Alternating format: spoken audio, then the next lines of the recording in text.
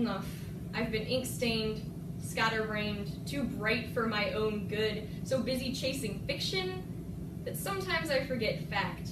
Ask anyone who loves me, and more than likely they'll prove that you'll find me staring off into space while they talk, and when they tap me on the shoulder to snap me out of it, I just shrug and scramble for the closest thing I can find to cage these words before they fly away from me. See, writing is my safety net.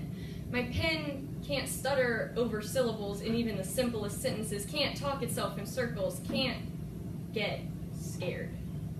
And I can't scribble out the sound of my own voice. See, writing is my right hook, my uppercut. These bruises are just ink from my lucky purple pen, and I've spilled far more blood on the pages of journals than I have on my own skin. The only fight I've ever been in was against a girl with wide brown eyes and a smile too cruel for that baby face. And let me tell you, I punched her so hard that I broke the mirror.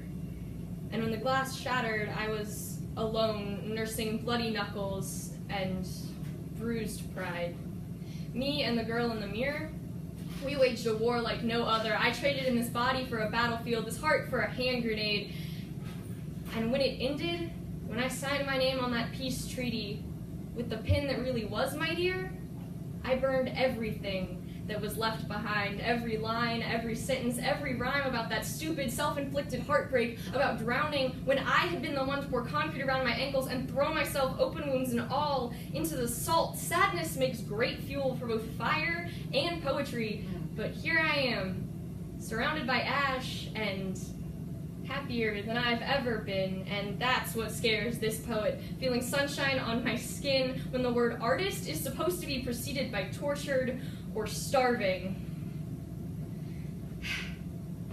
I'm not tortured, and I'm not starving.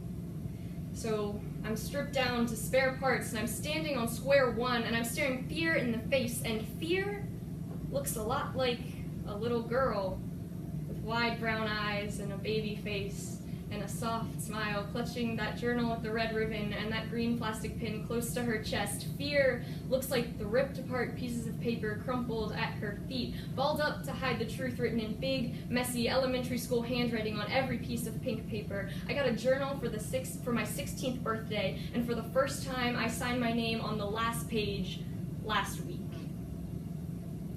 So I'm stripped down to spare parts, and I'm standing on square one, and I'm kneeling down next to fear, and I'm telling her, stop tearing the pages out, baby.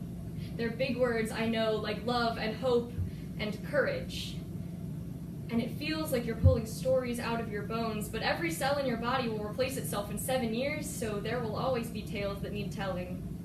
Baby, I know that they laugh at you, but I know that you swing too low for fear of falling, run too slow to keep from getting tagged, but when that pin hits that page, you're invincible, you're flying, they can't touch you. Don't ever stop dreaming, don't ever lose the fight running through your veins. And when things go wrong, and things will go wrong, baby, things have this way of going wrong. When things go wrong, remember what you were born to do.